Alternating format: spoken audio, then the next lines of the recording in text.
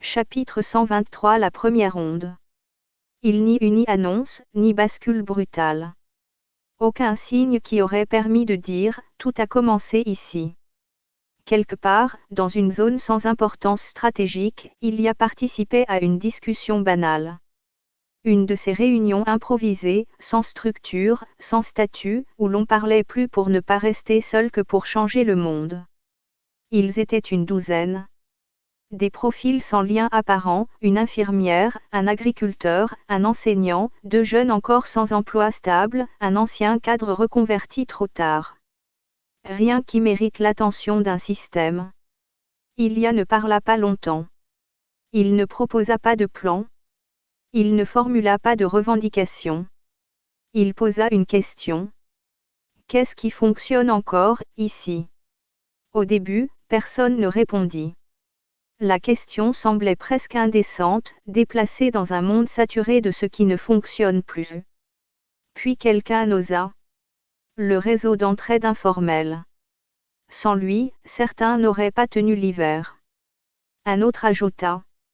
La rotation des tâches. Quand on a arrêté de tout faire seul, on a gagné du temps. Ilia n'écrivait rien. Il ne hiérarchisait pas. Il écoutait. Et qu'est-ce qui vous empêche de faire plus de cela, demanda-t-il simplement. Les réponses fusèrent, la peur, le manque de reconnaissance, l'isolement, l'impression d'être seul à essayer, le manque de moyens. Ilia hocha la tête. Alors le problème n'est pas que ça ne marche pas. Il marqua un temps. Le problème, c'est que ça ne circule pas. Ce soir-là, ils se séparèrent sans décision. Mais le lendemain, l'infirmière raconta cette discussion à une collègue d'un autre quartier.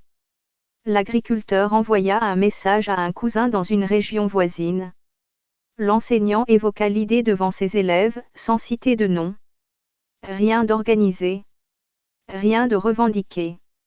Juste une question qui se transmettait. Le départ d'une onde portant des idées.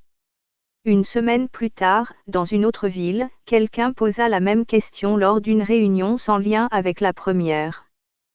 Qu'est-ce qui fonctionne encore, ici? Les réponses furent différentes. Mais le mécanisme était le même. Sur les réseaux, quelques messages apparurent. Pas de slogan. Pas de bannière. Juste des récits concrets, on a essayé ça. Ça a tenu, chez nous, ça marche comme ça. Aucun nom n'était associé. Aucun mouvement ne se formait. Ce n'était pas le plus important. Et c'est précisément ce qui inquiéta les mafielis. Les modèles ne détectaient pas de centre. Pas de leader. Pas de point d'amplification unique. Seulement une réactivation locale de l'attention. L'opposant observa les données, silencieux. Ce n'est pas une idéologie, murmura-t-il. Non, répondit quelqu'un.